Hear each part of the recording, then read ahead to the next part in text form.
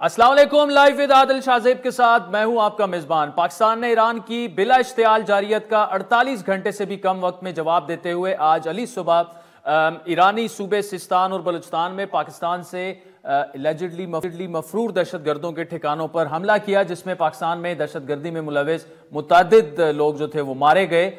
ईरानी media और deputy वहां के गवर्नर ने पाकिस्तानी मौकिफ की तस्दीक की है कि मरने वाले ईरानी शहरी नहीं थे।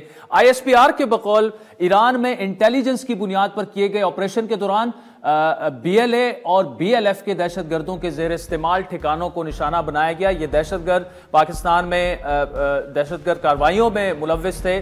कार्रवाई के दौरान पाकिस्तान ने रॉकेट, ड्रोन्स और दीगर हथियारों का जिम्मेदारी से इस्तेमाल किया और बेगुनाह जानों की नुकसान से बचाव के लिए मुकम्मल एहतियात भी बरती गई। बकौल ISPR ये ऑपरेशन इंटेलिजेंस बुनियाद पर किया गया और ये जो टेररिस्ट थे पाकिस्तान में हालिया हमलों के जिम्मेदार थे।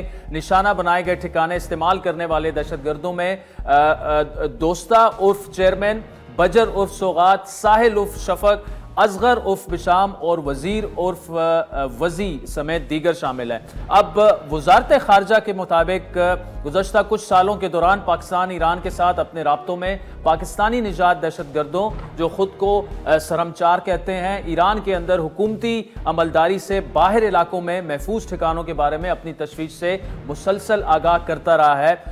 पाकिस्तान ने इन दहशतगर्दों की मौजूदगी और उनकी सरगर्मियों के ठोस सबूतों के साथ कई डोजियर भी ईरान के साथ शेयर किए, लेकिन दफ्तर खारजा के मुताबिक हमारे संगीन तहफ़्फ़ुज़ात पर अमल ना होने की वजह से ये नाम नेहाद सरमचार बेगुनाह पाकिस्तानियों का खून बहाते रहे। तर्जुमान दफ्तर खारजा ज़ोरा बलोच ने क्या कहा, जरा सुनिए। Pakistan undertook a series of highly coordinated and specifically targeted precision military strikes against terrorist hideouts in Sistan-o-Baluchistan province of Iran. The sole objective of today's act was in pursuit of Pakistan's own security and national interest, which is paramount and cannot be compromised. We have no interest in escalating any situation, and we hope that our adversaries understand this. अब मौजूदा सूरत हाल के बायस DeVos में मौजूद निगरान वज़ीर-ए-आज़म अनवारुल हक काकड़ जो हैं वो वापस आ चुके हैं पाकिस्तान। निगरान वज़ीर ख़ारजा जलील अब्बास जिलानी भी बैरून मुल्क थे, वो भी वापस आ रहे हैं। और अनवारुल हक काकड़ ने ईरान से कशीदगी के मामले पर कल वफाकी काबीना का इजलास भी तलब किया है। कौमी सलामती कमेटी का इजलास भी तलब कर लिया गया है, जिसमें आर्मी चीफ समेत दीगर सर्विसेज चीफ्स भी शरीक होंगे। पाक ईरान कशीदगी पर इसमें बाकायदा ब्रीफिंग दी जाएगी। इन इजलासों में अहम फैसले भी उसकी भी तवक्को है। ईरान में पाकिस्तान के सफ़ीर मुदस्सर टीपू दफ्तर खारजा की हिदायत पर वापस पहुंच चुके हैं पाकिस्तान, और पाकिस्तान ने गुज़श्ता रोज़ सफ़ीर को वापस बुलाने और ईरानी सफ़ीर को अपने मुल्क में, क्योंकि इस वक्त वो तेहरान में है, वापस पाकिस्तान ना आने की उनको बताया गया था। चाबहार में जारी पाक Iran joint border trade committee का इजलास भी मुलतवी कर दिया गया है और बाकी भी इस मामले पर जो है वो अब खित्ते के ममालिक भी बोल रहे हैं। चाइना ने ऑलरेडी उस पर कंसर्न्स का इजहार किया था, रशिया भी कंसर्न है और अफगानिस्तान में जो तालिबान की गवर्नमेंट है उनकी जानिब से भी कंसर्न्स का इजहार किया गया है। अब ये मामला जो है ये कहां तक जा सकता है? ईरान ने एग्रेशन की, पाकिस्तान ने मुंह तोड़ जवाब दे दिया, लेकिन जंग जो है इस वक्त ना हम अफोर्ड कर सकते हैं और ऑब्वियसली ईरान के साथ हमारे तारीखी ताल्लुकात रहे हैं, तो ये मामला किस तरफ जा सकता है और इस वक्त दुनिया इस मामले को किस नज़र से देख रही है? पहले तो तर्जुमान अमरीकी वजारत खारजा जो है उस बारे में क्या कहा, जरा सुनिए। जिस तरह हमने कल भी डिस्कस किया था कि सिर्फ पाकिस्तान पर ईरान ने हमला नहीं किया, दो और ममालिक में भी उन्होंने मिसाइल दागे। तो इस तमाम मामलों को डिस्कस करते हैं न्यूज़ लाइन इंस्टीट्यूट के सीनियर डायरेक्टर बराए Euro Asia security and prosperity Kamran Bukhari साहब ने। कामरान साहब बहुत शुक्रिया। बड़ी गहरी नज़र से आप भी देख रहे होंगे और आप भी हैरान होंगे कि ये तो अनएक्सपेक्टेड सी चीज़ थी, जिस तरह ईरान ने एग्रेशन की, पाकिस्तान ने फिर जवाब दिया। अब सर इसके बाद क्या हो सकता है? क्या ईरान मजीद इस मामले को बढ़ाना चाहेगा? जी आदिल, इसमें दो पहलू हैं। एक तो फिल वक्त क्या होगा। फिल वक्त मुझे नहीं लगता कि दोनों जानिब से कोई इंटरेस्ट है। जैसे आपने जिक्र किया कि मजीद कोई फैलाव हो जो है ना कशीदगी का और जंग फैले, तो आई थिंक कि फिल वक्त तो शायद मामलात यहाँ रुक जाएंगे। आई थिंक जो पाकिस्तान की जवाबी कार्रवाई हुई है उसने ईरान को फोर्स किया है रीअसेस करने के लिए, और आई थिंक कि जो है गुफ्तगू शनीद चल रही है। बल्कि जो है इत्तलात यही आ रही थी कि पाकिस्तान की जवाबी कार्रवाई से पहले भी ईरानियों की तरफ से बातचीत करने की कोशिश की जा रही थी। आई थिंक वो प्रोसेस चलेगा, लेकिन ये मेक नो मिस्टेक कि ईरान ने एक पेंडोरास बॉक्स खोल दिया है।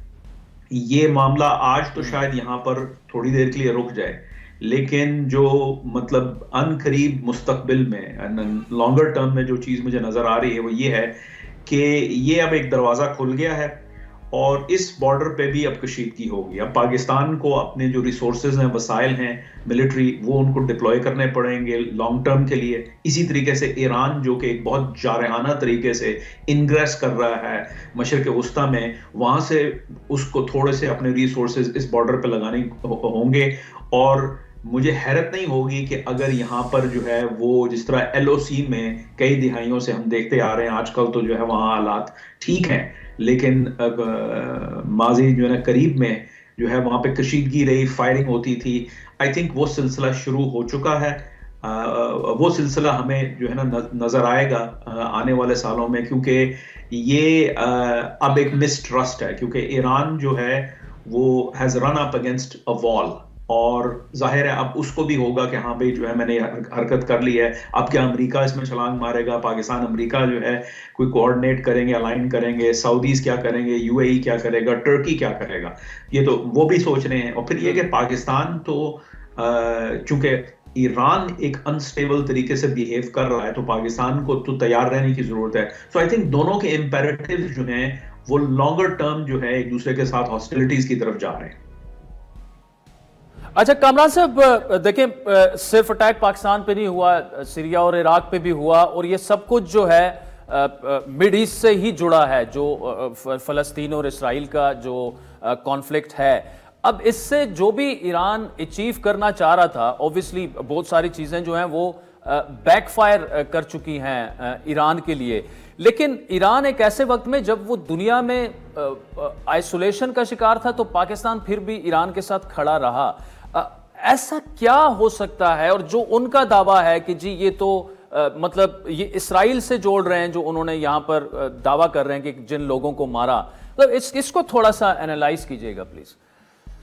जी देखिए, नैरेटिव तो हर किसी ने बनाना है ना, तो आज हमने भी नैरेटिव बना लिया पाकिस्तान ने कि भाई वहां पर जो है बलोच इंसर्जेंट्स थे। तो भाई बलोच इंसर्जेंट्स तो बड़े अरसे से थे, आपने क्यों नहीं एयर स्ट्राइक्स की? आपने आज एयर स्ट्राइक्स इसीलिए की हैं क्योंकि आपके ऊपर कार्रवाई हुई है, एक रियलिटी नई इमर्ज हुई है जिसकी वजह से आपने करना पड़ा, वरना तो दहशतगर्द तो अभी भी वहां पर हैं। इसी तरीके से ये जैशुल अदल और जुंदुल्ला, ये तो कई जमाने से पाकिस्तान के इलाकों में पाए जाते हैं, और ये जो है एक तारीख है। तो ईरान ने क्यों किया ये इस मौके पे? ईरान ने इसलिए नहीं किया कि जैशुल अदल ने कुछ कर रहा था, वो एक बहाना है, और उसको अमेरिका को मैसेज पहुंचाना है कि जो ब्रिंक्समैनशिप की गेम चल रही है। क्योंकि अब मैं समझता हूं कि गजा की जंग बहुत छोटी रह गई है, क्योंकि अब ये बाबल मंदब, यमन, हूतीज, सीरिया, इराक जो है ये फैल चुकी है जंग, और ईरान को ये महसूस हो रहा है कि, और यहां पर वॉशिंगटन के अंदर तो हम ये सुन ही रहे हैं कि भाई आप कब तक जो है वो एक हाथ पीछे बांधकर जो है ना ईरान से डील करेंगे, टेक ऑफ द ग्लव्स। और उसका मतलब ये है कि आप ईरान को डायरेक्टली कॉस्ट समझाएं, उनके अपने अड्डों के ऊपर जो है ना हिट करके। तो उनको ये फील हो रहा है, और उन्होंने मैसेज भेजना था पाकिस्तान को। उन्होंने समझा कि ये एक लो कॉस्ट हाई यील्ड जो है अपना मूव होगा, और अगर पाकिस्तान जवाबी कार्रवाई भी करता है तो अमेरिका को तो मैसेज जा रहा है कि डू यू रियली वांट कि हम जो है इस जंग को मजीद फैलाएं। आप रूस के साथ जो है यूक्रेन में भी जो है वो लगे हुए हैं, मशरिक वस्ता में भी जंग चल रही है, इंडियन ओशन में भी चल रही है, अब यहां पे भी आप चाहते हैं। आई think that's the game, that's the bigger game. इसमें कामरान साहब, अगर तो अमेरिका जो है वो उस तरफ जाता है जो आप कह रहे हैं कि वो उतारें दस्ताने और बस अब डील करें ईरान से, तो ऐसी सूरत में तो ऑब्वियसली प्रॉक्सी वॉर जो ऑलरेडी चल रही है वो मजीद इंटेंसिफाई होगी, और पाकिस्तान इस वक्त बिल्कुल पाकिस्तान और ईरान आमने सामने हैं। तो उस सिचुएशन से और ऑब्वियसली दोनों को नुकसान होगा, हमें भी होगा, और हम इस वक्त जो हमारी इकोनॉमिक सिचुएशन है या जो इंस्टेबिलिटी है डोमेस्टिक, ऐसी सिचुएशन में हम ये चीजें अफोर्ड नहीं कर सकते। और फिर एक तारीखी ताल्लुकात रहे हैं। अब अगर आपका हमसाया जो है वो कभी अगर बिफर जाए तो ऑब्वियसली आपको तो ये देखना है कि मेरा घर यहां पर है, तो नुकसान से बचने के लिए भी आप कुछ करेंगे। पाकिस्तान ने जो कर दिया वो तो कर दिया। What should be the way forward for Pakistan? देखिए, वे फॉरवर्ड तो जो है वो कोई सब्जेक्टिव चीज नहीं है। पॉलिसी मेकिंग एक ऑब्जेक्टिव रियलिटी को देख के की जाती है। पाकिस्तान को नहीं पता कि ईरानियन इंटेंशंस क्या हैं, ठीक है। इस वक्त भी जो है, जैसे आपने शुरू में जो है खबर में बताया कि भाई अभी नेशनल सिक्योरिटी जो कमेटी है उसकी मीटिंग होगी, ठीक है। आला अस्करी और सियासी क़यादत जो है, हुकूमत जो है वो बैठ के बात करेगी कि भाई क्या हो रहा है। तो इससे अभी पाकिस्तान को इंटेंशंस का नहीं पता। ह्यूज अनसर्टनिटी है कि यमन में क्या होगा, और जो है ना अपना ऑन अ ब्रॉडर लेवल पूरे मशरिक वस्ता में क्या होगा। फिर पाकिस्तान के अपने डायनामिक्स हैं। पाकिस्तान जो है वो इस वक्त टीटीपी और तालिबान की हुकूमत को जो है ना डील करने की कोशिश कर रहा है, एक पीस, एक काम मेंटेन करने की कोशिश कर रहा है इंडिया के साथ। तो ऐसे असना में अगर जो है इस किस्म की हालात हो जाते हैं तो पाकिस्तान जो है उसको तैयार रहना है। पाकिस्तान कैन नॉट अफोर्ड, तो जैसे मैंने पहले अर्ज किया, पाकिस्तान को चौकन्ना रहना पड़ेगा क्योंकि उसको ईरानियन इंटेंशंस का नहीं पता। मैं नहीं समझता कि इस वक्त ईरान ने भी पूरी तरीके से गेम आउट किया हुआ है कि भाई अब इस मामले को जो पाकिस्तान के साथ शुरू किया है वो कहां तक लेके जाना है, क्योंकि अभी वो उस स्टेज पे पहुंचे नहीं है। तो आई थिंक कि Pakistan should be prepared for all eventualities, जो मैं समझता हूं कि जो है एक रैशनल मूव होगा। And I think that's what Islamabad is doing. वरना इतनी तेजी से, ये नहीं 48 घंटे से कम आप बता रहे हैं, लेकिन फिर भी मेरे हिसाब से बहुत तेजी से जवाब दिया गया है, और एक ऐसे सिचुएशन में कि जो अनप्रेसिडेंटेड है, जो पहले कभी नहीं हुआ। पहले कभी नहीं हुआ। कामरान बुखारी साहब हमारे साथ मौजूद थे। नाज़रीन, बहुत गया वक्त तो चाहता है एक ब्रेक का, जिसके बाद मुस्लिम लीग नून के सीनियर रहनुमा और साबिक वजीर खजाना इसहाक डार साहब हमें ज्वाइन करेंगे। उनका तफसीली इंटरव्यू देखिएगा एक ब्रेक के बाद। मुल्क में 20 रोज के बाद आम इंतखाबात होने हैं, जिसके लिए सियासी जमातों समेत सभी स्टेक होल्डर्स की तैयारी मुकम्मल दिखाई दे रही है। लेकिन इस वक्त दहशतगर्दी और अंदरूनी चैलेंजेस से निपटने के साथ साथ ईरान ने जब से हमला किया तो बैरूनी खतरात से भी इस वक्त पाकिस्तान को सामना है। मुसल्लह अफवाज, कौमी सलामती और कानून नाफिज करने वाले इदारे न सिर्फ मुल्क में मौजूद दहशतगर्दों की सरकोबी कर रहे हैं, बल्कि सरहदों की हिफाजत भी यकीनी बना रहे हैं। आज निगरान वज़ीर आज़म अनवारुल हक काकड़ ने इंतखाबात की सिक्योरिटी के लिए एक कमेटी भी बाकायदा तश्कील दे दी है, जिसके चेयरमैन वज़ीर मवासलात और रेलवे के वज़ीर होंगे। इसके अलावा सेक्रेटरी दाखिला और चारों सूबों के जो सेक्रेटरीज हैं वो भी इस कमेटी के मेंबर होंगे। कमेटी इंतखाबात के हवाले से सिक्योरिटी इंतजाम देखने के साथ साथ लॉ एंड ऑर्डर की सूरत हाल और हंगामी जरूरियात भी देखेगी। इसके अलावा इलेक्शन कमीशन के अहकामात पर अमल दरामद कराने के हवाले से भी मामलात कमेटी की जिम्मेदारी में शामिल होंगे, और इसका सेक्रेटेरिएट जो है वो वजारत दाखिला में बनाया जाएगा। दूसरी जानिब मुल्क में ताखीर से ही सही लेकिन आम इंतखाबात होने जा रहे हैं, और कोई सियासी जमात नहीं चाहेगी कि 8 फरवरी के इंतखाबात जो हैं वो किसी सूरत भी मौजूदा जो एक सिचुएशन बॉर्डर्स पे बन गई है उससे मुतासिर हो या उसमें किसी किस्म की ताखीर हो। अब तक होने वाली पेशरफ्त में ये तो तय हो गया है कि असल मुकाबला जो नजर आ रहा है, जो कि पीपल्स पार्टी ये क्लेम कर रही है कि शेर और तीर में होगा, लेकिन तहरीक इंसाफ के पास सिंबल ना सही लेकिन उनके उम्मीदवार जो हैं वो आज़ाद हैसियत में वो मैदान में है। आज सियासत के मैदान से बड़ी खबर यह है कि मुस्लिम लीग नून के कायद और साबिक वज़ीर आज़म मियां नवाज शरीफ ने अपनी साहबजादी और पार्टी की चीफ ऑर्गेनाइजर मरियम नवाज के हमरा एक बड़े जलसे आम से बाकायदा अपनी इंतखाबी मुहिम का आगाज कर दिया है, और जो कि पीपल्स पार्टी बार बार ताने उन्हें दे रही थी कि आप तो घर से ही नहीं निकल सक रहे, तो कैसे आप चौथी दफा प्राइम मिनिस्टर बनेंगे। तो अब इंतखाबी मुहिम के लिए मुस्लिम लीग नून का बयानिया भी तैयार कर लिया गया है, जिसके तहत नून लीग अच्छे दिनों के आगाज को और वोट फिर नवाज को और वोट को इज्जत दो और मुल्की खिदमात पर वोट दो का बयानिया लेकर चलेगी। हाफिजाबाद में जलसे से मियां नवाज शरीफ ने खिताब करते हुए क्या कहा, जरा। नवाज शरीफ को बार गिरफ्तार न किया जाता, जाली मुकदमात में उलझाया न जाता, वजारत उस्मा से फारिग न किया जाता, आज पाकिस्तान का जो मकाम है वो अल्लाह के फजलो करम से कहीं ऊंचा होता। पाकिस्तान दुनिया में एक मुनफरिद मकाम हासिल कर चुका होता। नून लीग की क़यादत आइंदा इंतखाबात के नतीजे में सादा अक्सरियत से हुकूमत बनाने के लिए पुरएतमाद दिखाई देती है और इक़्तिदार में आने के बाद कौमी हुकूमत की तश्कील का इंदिया भी दे रही है। अब इसहाक डार साहब और दीगर सियासी जमातों को साथ लेकर चलने की वो बात कर रहे हैं, लेकिन अहम बात यह है जो कि गुज़श्ता रोज भी हमने ये सवाल उठाया कि मुल्क की सबसे बड़ी सियासी जमात होनेदार है मुस्लिम लीग नून, 20 दिन इलेक्शंस में रह गई हैं, लेकिन अभी तक नून लीग का बाकायदा मंशूर सामने नहीं आया और जिस पर पीपल्स पार्टी की जानिब से उन्हें शदीद तनकीद का निशाना बनाया जा रहा है। लेकिन ये मंशूर ताखीर का शिकार क्यों है, जरा सुनिए। मंशूर को अगर तो हम एक रस्मी और रिवायती और महज अवाम की तिफल तसल्ली के लिए एक एक्सरसाइज समझें तो ये 2 या 3 दिन का खेल है। 8-10 पॉइंट्स बना के कागज पे मियाँ साहब को दिए जा सकते हैं कि किसी जलसे के अंदर अनाउंस कर दें, पढ़ दें। ऐसा हुआ है, एक और जमात ने ये काम किया है। यकीन हो किसी हद तक कि अल्लाह के फजल करम से, अवाम की हिमायत से वो इक़्तिदार में आने वाले हैं और उन्होंने जो बात कहनी है, कल अवाम ने दामन पकड़ना है कि जनाब आपने तो ये वादा किया था, ये वादा किया था, इनकी तकमील कीजिए। तो उन्हें बड़ा सोचना समझना पड़ता है।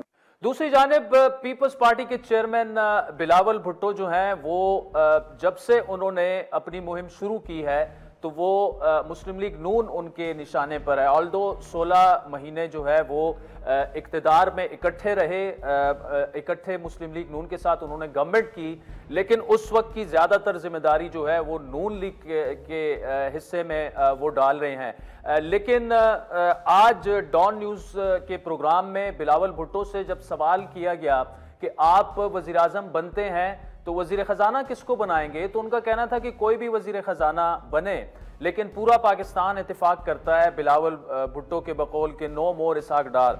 अब ये मामला ऐसे है कि इसहाक डार साहब जो हैं वो काफ़ी एक्सपीरियंस्ड फाइनेंस मिनिस्टर हैं।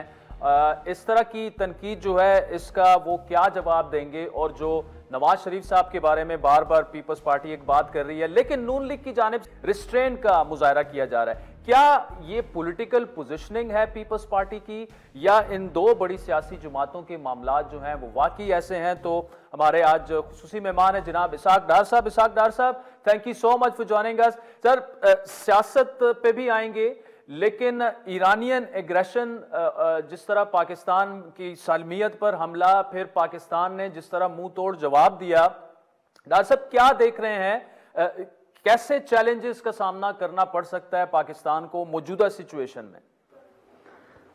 बिस्मिल्लाहिर्रहमानिर्रहीम, नामुद्दुन सल्ली अला रसूलिल करीम। आदिल साहब, मैं समझता हूँ कि बहुत ही तशवीशनाक और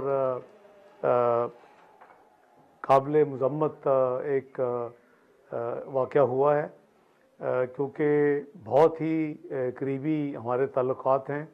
बरादर इस्लामी मुल्क है, हमारा बेहतरीन हमसाया है, और जब दुनिया की बदतरीन उसके ऊपर पाबंदियाँ थी फिर भी हमारे बायलैटरल मल्टीलैटरल राब्ते रहे। तो उनका ऑब्जेक्टिव कि दहशत गर्दों को अटैक किया है, लेकिन जो टेरिटोरियल टेस्ट पास हुआ है और पाकिस्तान की हदूद के अंदर बग़ैर इजाज़त के आना, वो ऑब्वियसली एक्सेप्टेबल नहीं है। तो सिमिलर टारगेट्स को फिर अपने बिल्कुल एक बहादुरी के साथ अफवाज पाकिस्तान ने रिस्पॉन्ड किया है और उनकी टेरिटरी के अंदर जाके जो दहशतगर्द के कुछ ठिकाने थे उनके ऊपर अटैक्स किए हैं। तो मैं समझता हूँ कि मैसेज बड़ा लाउड एंड क्लियर है कि किसी भी बेस के ऊपर पाकिस्तान की हदूद के अंदर जो कोई ट्रेसपास है वो काबिल कबूल नहीं है, और उसका हिसाब चुका दिया गया है। और अफवाज पाकिस्तान जनरल आज़म मुनीर साहब की जो सरबराही में जो एक्शंस हुए हैं, मैं समझता हूँ कि वो कौम भी उस पर सेटिस्फाइड है, खुश है, और वो ख़ुद मुबारकबाद के मुस्तहिक हैं। तो अल्लाह करे कि ऐसे वाक़यात आइंदा ना हो, क्योंकि हमारी बहुत पुरानी हिस्ट्री है। आपको याद होगा RCD, टर्की, ईरान और पाकिस्तान का एक बड़ा अच्छा एक यानी ट्राई पार्ट एक था फोरम, और फिर हमेशा ईरान के साथ एक हमसाया मुल्क होने के नाते, एक मुसलमान मुल्क होने के नाते हमारे बहुत ही प्यार और करीबी ताल्लुकात रहे हैं। ठीक, डॉक्टर साहब ये बताइएगा कि कुछ हल्के ये भी कह रहे हैं कि जी शायद इंतखाबात पर भी मौजूदा, क्योंकि बड़ी चैलेंजिंग सूरत हाल है, इम्पैक्ट पड़ सकता है। मुस्लिम लीग नून क्या कहेगी? बाकी जमातें तो कह रही हैं जो भी हो इंतखाबात बर वक्त होने चाहिए, अब तो 20 दिन रह गए हैं, तैयारी भी पूरी है, बैरूनी चैलेंजेस से हम निमट लेंगे, लेकिन अंदरूनी हालात जो हैं उसके लिए इंतखाबात का होना बहुत ज़्यादा ज़रूरी है। देखिए आदिल साहब, मैं समझता हूँ कि मुल्क के मफाद में, मेरी ज़ाती राय में, और मुस्लिम लीग नून भी क्लैरिटी के साथ ये चाहती है कि इंतखाबात वक्त पे हों 8 फरवरी को, क्योंकि ये ना भूलें कि इन इंतखाबात के होने के लिए एक ख़तीर रकम की ज़रूरत थी, 45 अरब रुपए के करीब, और वो उसमें काफ़ी पैसे जो हैं वो खर्च हो चुके हैं। तो इंतखाबात की तख़ीर जो है वो मैं समझता हूँ कि ना सिस्टम मुतम्मल कर सकता है, ना फाइनेंशली वो प्रूडेंट होगा या अक्लमंदी होगी कि उसको आगे लेके जाया जाए। बाकी रहा ये जो वाक़या हुआ है उसके रिस्पॉन्स बड़ी भी फिटिंग दे दी है अफवाज पाकिस्तान ने अल्हम्दुलिल्लाह। तो इलेक्शन बेहतर है, जो हम जिस गंभीर और ग्रेविटी की सूरत हाल से गुज़र रहे हैं वो अल्लाह करे कि हम उसमें से अब निकलें, और उसके निकलने के लिए एक वाहिद रास्ता है कि इलेक्शन फ्री एंड फेयर एक बिल्कुल ऑनेस्टी के साथ हो जाएं, ताकि एक पाकिस्तान की कौम अपना चुनाव के बाद एक हुकूमत तश्कील पाए और वो फिर पाकिस्तान को आगे लेके चले, और कोशिश करे कि जैसे 2013 में Pakistan macro economic unstable country declared था, 5 से 6 महीने के प्रेडिक्टेड था, डिफ़ॉल्ट था, वो उस वक़्त जो इलेक्शन हुए थे मई 2013 में, उसके नतीजे में जो जून 2013 में हुकूमत बनी, मियां नवाज शरीफ साहब तीसरी दफ़ा वज़ीर आज़म बने, तो आपने देखा कि 3 से 3.5 साल के कलील अरसे में पाकिस्तान उस भंवर से निकला और पाकिस्तान दुनिया की 24वीं मईशत बन गया। तमाम मैक्रो इकनॉमिक इंडिकेटर्स बेहतरीन थे, महंगाई 46 साल की लोएस्ट सतह पे थी, 3.9% कंज्यूमर प्राइस इंडेक्स था, 2% फूड इन्फ्लेशन थी, और आपका फिस्कल डेफिसिट नीचे आ चुका था, आपका GDP ग्रोथ जो थी वो 6% क्रॉस कर चुकी थी, और आपने देखा कि आपके जो फॉरेन एक्सचेंज रिजर्व थे वो रिकॉर्ड थे, अभी भी वो रिकॉर्ड नहीं टूटा, और आपका रुपया मुस्तकम था, और आपकी स्टॉक मार्केट दुनिया में 5वें नंबर पे बेहतरीन और साउथ एशिया में बेहतरीन नंबर 1 स्टॉक मार्केट थी। तो ये वो चीज़ें हैं जो कि पाकिस्तान की इकानमी के लिए इंतहाई ज़रूरी थी, और पाकिस्तान को उस बेसिस के ऊपर प्रोजेक्ट किया दुनिया के ग्लोबल अदारे प्राइस वाटर हाउस कूपर्स ने कि पाकिस्तान दुनिया की जो प्रीमियम क्लब है मुआशी G20 जिसे कहते हैं, उसमें बड़ी जल्दी चंद सालों के बाद शामिल हो जाएगा। बदकिस्मती है कि आने वाली हुकूमत ने 47वीं मईशत बना दी। ठीक है, अच्छा डॉक्टर साहब, इसमें आपने एक जुमला इस्तेमाल किया कि इलेक्शन टाइम पर होने चाहिए, फ्री एंड फेयर होने चाहिए। अब तहरीक इंसाफ का ये बहुत बड़ा गिला है कि उनसे सिंबल भी छीन लिया गया, उनके लोगों को इलेक्शन नहीं लड़ने दिया गया, उन्हें आउट कर दिया गया, और प्री पोल रिगिंग का ये हिस्सा है। बल्कि पीपल्स पार्टी भी साथ में ये कहती रही कि हमारे लिए लेवल प्लेइंग फील्ड नहीं है, और नवाज शरीफ साहब को जो है वापस लाकर चौथी दफा प्राइम मिनिस्टर बनवाया जा रहा है, और आपको पता है वो इशारा किस जानिब कर रहे हैं। तो क्या जवाब देंगे उन्हें सर? देखिए आदिल साहब, जिन जमातों को अपना शिकस्त का ख़तरा होता है या जो वीक होती हैं ग्राउंड पे, वो बदकिस्मती है पाकिस्तान की कि वो इलेक्शन से पहले ही एक अपना मंत्रा बनाने की कोशिश करती हैं, एक नैरेटिव बनाने की कोशिश करती हैं, ताकि उनको ज़्यादा शर्मिंदगी ना हो इलेक्शन हारने के बाद। जो आपने 2 चीज़ें की कि उनको सिंबल तो मुस्लिम लीग नून ने तो नहीं सिंबल रखवाया, एक ट्रांसपेरेंट प्रोसेस जिसकी नशरियात लाइव होती रहीं, उसमें क्यों नहीं एक उस जमात ने अपना जो कानूनी तकाजा है उसको पूरा किया, क्यों नहीं अपने ऑफिस बेरर्स को इलेक्ट किया? तो अगर वो कानून की पासदारी नहीं करेंगे और कानून से अपने आप को बालातर समझेंगे और फिर तवक्को करेंगे कि सिर्फ अवाम को खुश करने के लिए, या तो वो इंसाफ तो नहीं होगा, वो तो एक पॉलिटिकल फैसला तो हो सकता था कि सिंबल दे दिया जाए। बहरहाल हमने देखा कि बड़ा ट्रांसपेरेंट प्रोसीडिंग हुई और हक और सच के बेसिस के ऊपर कानून आइन के मुताबिक फैसला किया गया। तो अगर आप अपना काम पूरा नहीं करेंगे, आप इसकी तो यही बात हुई कि मैं रेड लाइट से निकलूं और मैं कहूँ कि मुझे कोई चालान ना करे और मुझे जुर्माना ना लिया जाए, तो ये उन्होंने खुद दे आस्क फॉर इट।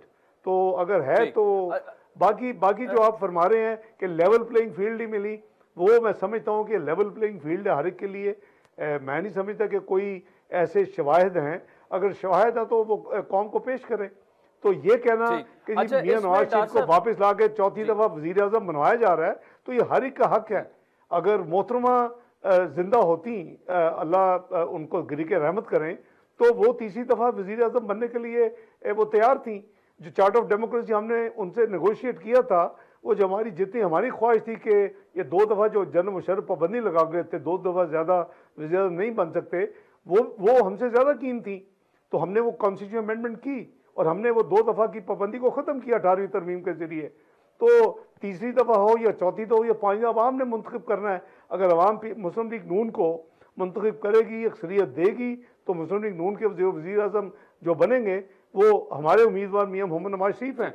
तो ये तो एक डिफीटिस्ट माइंडसेट है कि ये देखते हुए कि अवाम में पजीराई नहीं है, माजी की परफॉर्मेंस बिल्कुल यानी मनफी तो मैं नहीं कहूँगा, लेकिन इतनी शानदार नहीं है, तो उसके बावजूद वो तवक्को करे कि जब वो मुस्लिम लीग नून के खिलाफ इलेक्शन लड़ेगा तो मुस्लिम लीग नून को अवाम पजीराई नहीं देंगे। ये तो लेवल प्लेइंग फील्ड का हिस्सा होना नहीं चाहिए। ये तो अच्छा डॉक्टर साहब, इसमें एक अहम सवाल है और वो ये है कि चले तहरीक इंसाफ को अगर साइड पे भी करें, पीपल्स पार्टी आपकी इत्तेहादी जमात 16 महीने वो बार बार ये बात करिए। बिलावल साहब ने भी हाल ही में जो कहा कि मियां साहब अवाम से वोट मांगने की बजाय किसी और जानिब देख रहे हैं और चौथी दफा उन्हें प्राइम मिनिस्टर किसी के कंधों पर बैठ के नहीं बनने दिया जाएगा। क्या ये पॉलिटिकल पोजीशनिंग है पीपल्स पार्टी की, या वाकई वो इसी तरह सोचते हैं? नहीं, मैं समझता हूँ कि बड़ा गैर मुनासिब इल्ज़ाम है।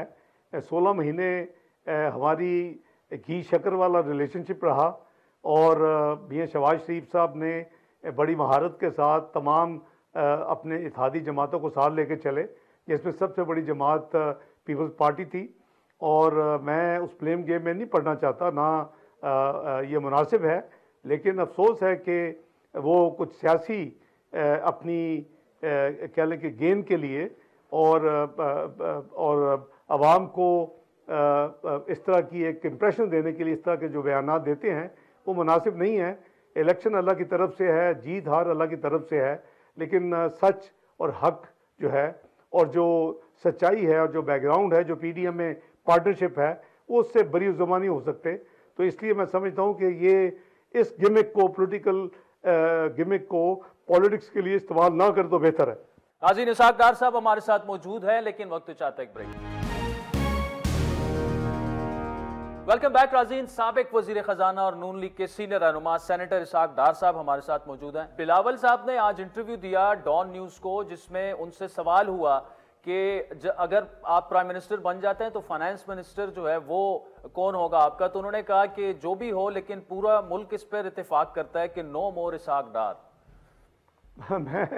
मैंने अपना कोई कैंडिडेचर फ्लोट नहीं किया और मुझे या मुस्लिम लीग नून को उनकी को कॉन्सेंट की जरूरत नहीं है। ये अगेन अनदर पॉलिटिकल के वही बिलावल साहब हैं जिनकी वालदा इनको बुलवा के मुझे सलाम और वो करवाती थी और यही असम्बली के फ्लोर पे कहा कि दूसरों के लिए तो इसहाक डार है और मेरे लिए तो वो अंकल डार है। तो मैं, अगर वो मुझे अंकल उन्होंने कहा है तो मैं उनको भांजा समझता हूँ, तो मैं उनके इस सवाल का जवाब नहीं दूंगा। और दूसरा, अल्हम्दुलिल्लाह मुझे अल्लाह ताला ने 4 दफ़ा मौका दिया और मैं फाइनेंस मिनिस्टर रहा, तो ये मुस्लिम लीग नून का लीडरशिप का फैसला होगा। लेकिन अल्हम्दुलिल्लाह मेरे 20, 13 और 17 की जो परफॉर्मेंस है वो मैं उसको बेस बना के कोई डिमांड नहीं कर रहा या कोई अपने आप को फ्लोट नहीं कर रहा, लेकिन that was the best performance in Pakistan history. Pakistan 24वीं मईशत बन गया, पाकिस्तान को प्रोजेक्ट कर दिया गया कि हम G20 में शामिल पाकिस्तान होने जा रहा है, और दुनिया में पाकिस्तान की पजीराई हुई, पाकिस्तान की तारीफें हुई मियां नवाज शरीफ साहब की क़यादत में। तो मैं बड़ा मायूब सा ये उनकी एक्सप्रेशन है, और मुझे अफसोस है, लेकिन मैं इसका जवाब नहीं देना पसंद करता। अच्छा डॉक्टर साहब, पीपल्स पार्टी ने मंशूर अपना पेश कर दिया है, 20 दिन रह गए हैं। एक तो नून लीग का मंशूर कहां खो गया, दूसरा जो पीपल्स पार्टी कह रही है 300 यूनिट फ्री बिजली माहाना देंगे, तनख्वाहें डबल हो जाएंगी और 30 लाख घर वो देंगे, तो इसके जवाब में आप क्या कहेंगे उन्हें? देखिए, हमारा मंशूर भी अंडर प्रिंट है, और मैं फिर दोबारा वो उनके मंशूर को क्रिटिसाइज नहीं करना चाहता, लेकिन कोई उनसे पूछे कि 300 यूनिट जो फ्री देंगे कहां से देंगे, फाइनेंस कैसे करेंगे? वो ऑलरेडी उसमें से रिगल आउट करने की कोशिश कर चुके हैं। कभी वो कहते हैं कि हम सोलर लगाएंगे, वो क्या 5 साल में सोलर इतना लग जाएगा कि पूरी कौम को आप 300 यूनिट फ्री दे सकेंगे? देखें, पाकिस्तान की बिजली जो है जनरेशन कॉस्ट 3000 अरब है, और इवन जो हमने लास्ट बजट दिया जो 2023-24 के लिए दे के हम निकले हुकूमत से, तो उसमें भी 976 अरब की बिजली के लिए सब्सिडी मौजूद है। तो 300 यूनिट जो है करीबन 70% के करीब आबादी इस्तेमाल करती है। तो अगर पाकिस्तान में इतने वसाइल आ जाएं और पाकिस्तान में आमदनी जो है वो इतनी दुगनी हो जाए जो इस वक्त है, तो फिर तो आप एक सब्सिडी दे सकते हैं। तो वो उनसे पूछा जाए कि वो कैसे इसको पूरा करेंगे। जहां तक सैलरी डबल करने का उन्होंने बात की, तो वो तो कोई मुश्किल बात नहीं है। आप 14% सालाना अगर इंक्रीज करेंगे तो टेन्योर में जो भी हुकूमत होगी सैलरी डबल हो जाएगी। तो मुझे तो मंतक नहीं समझ आती। मैं किसी का मंशूर को क्रिटिसाइज नहीं करना चाहता। हमारा मंशूर जो है वो इन लाइन होगा हमारी डिलीवरी के साथ। ये अपनी इनकी माजी की डिलीवरी भी देखें और उससे कंपेयर करें उनके क्लेम्स को, और हमारा जो है वो हमारी डिलीवरी देके मियां नवाज साहब की क़यादत में 2013-17 में, और फिर हमारे जो मंशूर आप देखेंगे, जो हमारे गोल्स हैं, जो टारगेट्स हैं, वो अल्लाह के फल से अचीवेबल है। ठीक। अच्छा डॉक्टर साहब, आपने गुज़श्ता दिनों एक इंटरव्यू में कहा था कि जी सादा अक्सरियत ले भी लें तो बाकी जमातों को हुकूमत में शामिल करेंगे। क्या बिल्कुल क्लियर कट नून लीग ये समझती है कि कौमी हुकूमत जो है वो बनेगी, और अगर कौमी हुकूमत बने तो उसमें तो फिर पीपल्स पार्टी भी शामिल होगी? देखिए, उसमें दो चीज़ें हैं आदिल साहब।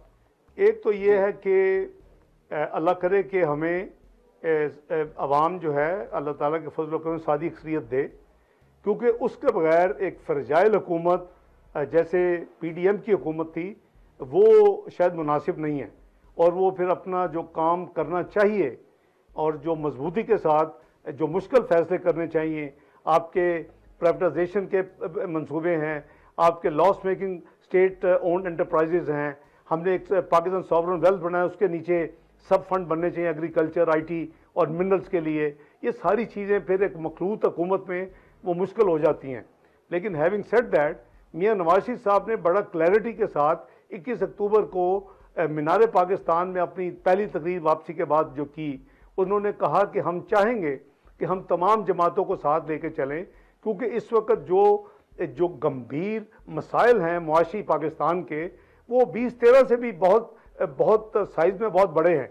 हालांकि 2013 में Pakistan macro economic unstable country declare था जब हमने हुकूमत संभाली, और हमसे पहले था, किसी को पता नहीं था किसने हुकूमत संभाली, और 6 से 7 महीने का डिफॉल्ट प्रेडिक्टेड था। तो बात यह है कि मियां नवाज शरीफ साहब ने अपना माइंड ऑलरेडी 21 अक्टूबर को कौम को दिया है। लेकिन जैसे मैंने अर्ज किया कि अल्लाह करे हमारी सिंपल मेजॉरिटी कम से कम हो, ताकि सब साथियों को जो हमारा मंशूर है, हमारा इकोनॉमिक एजेंडा है, जो उसके साथ इत्तफाक करेंगे, वो हम इकट्ठे उसको अचीव करने की पूरी तरह कोशिश करें। आप तो ये मत भूलें, अगर तो सादा अक्सरियत ना मिली तो आप डिलीवर उस तरह से नहीं कर पाएंगे जिस तरह से आप चाह रहे हैं, आप ये कहना चाह रहे हैं? मैं समझता हूं कि कोई भी जमात अगर बगैर सादा अक्सरियत के एक कोलिशन गवर्नमेंट बनाती है तो डिलीवर उस तरह नहीं कर सकती। ये तो कोई रॉकेट साइंस नहीं है। ये तो जाहिर है कि आपको फिर अफहाम तफहीम कई जगह पे करनी पड़ती है।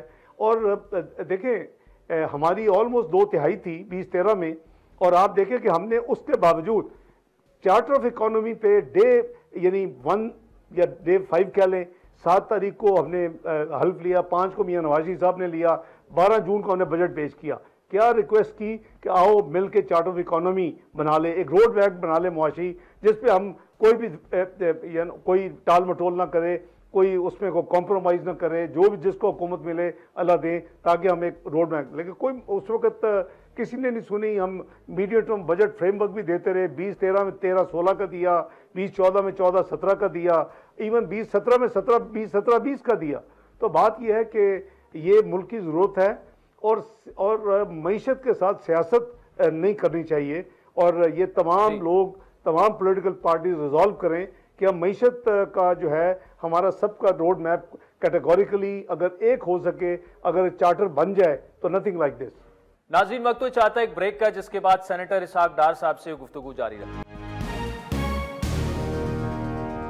वेलकम बैक नाज़रीन। नून लीग के सीनियर रहनुमा सेनेटर इसहाक डार साहब हमारे साथ मौजूद हैं। हुकूमत में जो भी आए तो फौरन IMF के पास एक और प्रोग्राम में जाना जो है वो हमारी मजबूरी है। Am I correct? देखिए, मैं इसका जवाब किसी डिफरेंट तरीके से देना पसंद करूंगा कि IMF के पास जाए बगैर गुजारा हो सकता है। हमने 98-99 में किया जब बदतरीन पाबंदियां लगी, और 8 महीने के बाद हम प्रोग्राम में वापस दोबारा रिवाइव हुआ प्रोग्राम। अभी भी आपने देखा कि यानी नौमा रिव्यू जो कि ड्यू था नवंबर में, वो जाके हमने जून तक उसको 7-8 महीने लगे, और फिर जाके हमने उसकी जगह SPA किया, स्टैंड बाय एग्रीमेंट 9 महीने के लिए।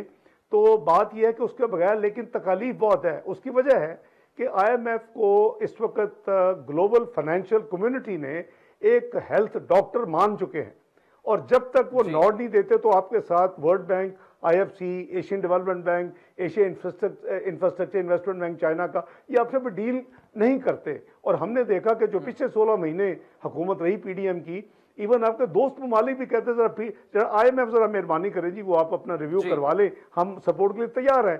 तो एक तो ये रास्ता है कि हम ना जाएं तो फिर बेल्ट टाइटिंग बहुत ज़रूरत होगी, बड़े मुश्किल, हमें फिर बहसीत कौम हमें फिर वो चैलेंजेस कबूल करने होंगे, और उसको हमने करके दिखाया कि जो 7 billion current account deficit project करेगा IMF, जिसकी बुनियाद पे कहता था $6 अरब आप हमें बताएं कहाँ से आएंगे, हमने वो 7 अरब को 2.4 अरब करंट अकाउंट डेफिसिट पे ख़त्म किया 30 जून 2023 को। तो दूसरा रास्ता वही है जो आप कह रहे हैं कि जी हम 2013 की तरह बगैर वक्त ज़ाया किए हुए हमने 4 जुलाई 2013 को IMF के साथ मुआहदा साइन कर लिया था, एक्सटेंडेड फाइनेंस फैसिलिटी EFF, जो उनका लिटिल बिट डिफिकल्ट प्रोग्राम होता है SPA के मुकाबले में। तो बात यह है कि स्ट्रक्चर रिफॉर्म्स की जरूरत है, वो हम IMF में हो या ना हो हमारी जरूरत है। प्राइवेटाइजेशन की हमें जरूरत है, लॉस मेकिंग एंटरप्राइजेस को जान छोड़ने की हमें जरूरत है, रेवेन्यू बढ़ाने की हमें जरूरत है, एक्सपोर्ट बढ़ाने की, यही वो चीज़ें वो भी यही मांगते हैं आपसे।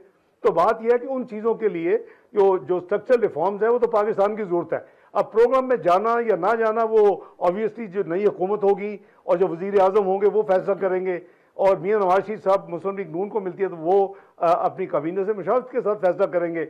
लेकिन रिलेटिवली अगर आप पूछें कि दोनों में से चॉइस, शायद हमें मुल्क को IMF का प्रोग्राम शायद लेना पड़े। ठीक है। अच्छा डॉक्टर साहब, ये बताइएगा कि मुस्लिम लीग नून तो कैटेगोरिकली ऐलान कर चुकी है कि नवाज शरीफ साहब जो हैं वो प्राइम मिनिस्टेरियल हमारे कैंडिडेट हैं, लेकिन क्या लास्ट मिनट ये भी तय हो सकता है कि शहबाज शरीफ साहब को ही बनवाना है एक दफा फिर प्राइम मिनिस्टर? अब तक तो देखिए शहबाज शरीफ साहब भी अनाउंस कर चुके हैं कि उनके भी, मेरे भी, हम सब के जो उम्मीदवार हैं मुस्लिम लीग नून को अल्लाह ताला फतह देते हैं और कौम फतह यानी चुनती है और फतह नसीब होती है।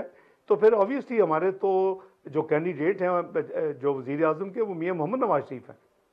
तो हमारे सर्कल में कोई एम्बिगुइटी नहीं है। ठीक है। और वजारत आला पंजाब का क्या अभी तक फैसला हुआ डार साहब के मरियम नवाज ने बनना है या हमजा शहबाज ने बनना है? नहीं, उसका कोई पार्टी ने अभी तक कोई हतमी फैसला नहीं किया, और वो मैं समझता हूँ कि थोड़ा सा प्री मैच्योर है उसका फैसला करना। ये इलेक्शन के रिजल्ट्स के बाद ही मियां मोहम्मद नवाज शरीफ और मियां शहबाज शरीफ साहब और सीनियर क़यादत बैठ के फिर फैसला करेगी कि हमारा वज़ीर आला का उम्मीदवार कौन होगा।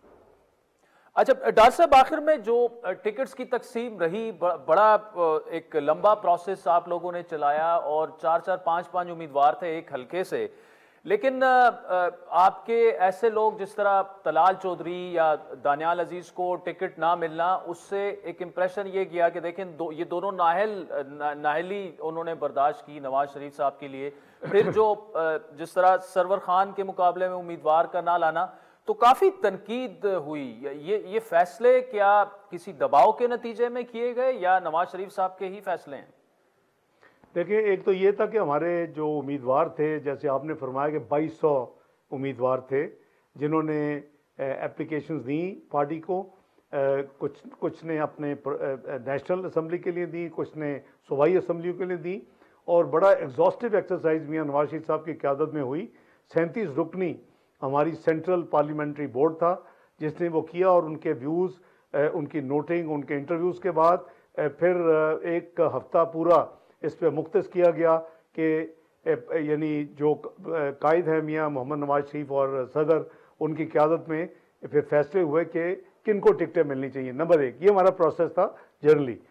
आपने 2-3 स्पेसिफिक पॉइंट किए हैं, मसलन तलाल साहब का किया है, या एक अटक उधर का किया है, टेक्सला का जी दानियाल अजीज साहब का किया है।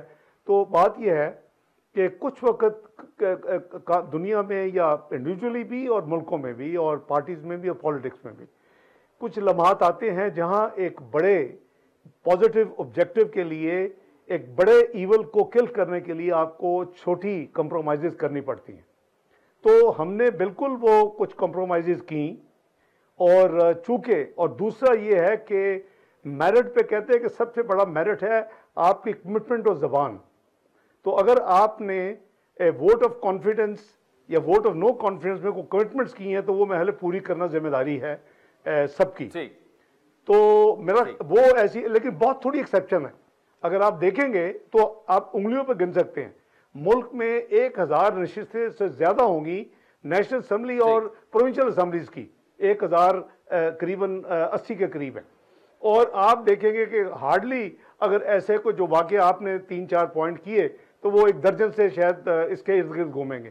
तो मेरा ख्याल है कि जो एक रीजंस हैं, वो जो सियासी लीडरशिप ने फैसले किए हैं, अगर किसी हल्के को खुला छोड़ा है या किसी हल्के में मुस्लिम लीग नून के उम्मीदवार को नहीं दिया, तो उससे उनकी कदर में, उनकी वैल्यू में, उनकी इज्जत एहतराम में कमी नहीं है। आप देखेंगे कि वो प्रॉपरली अकोमोडेट होंगे और इंशाअल्लाह पार्टी उनको लुक आफ्टर करेगी इंशाअल्लाह आने वाले वक्त में, अगर अल्लाह ताला ने हमें फतह दी तो।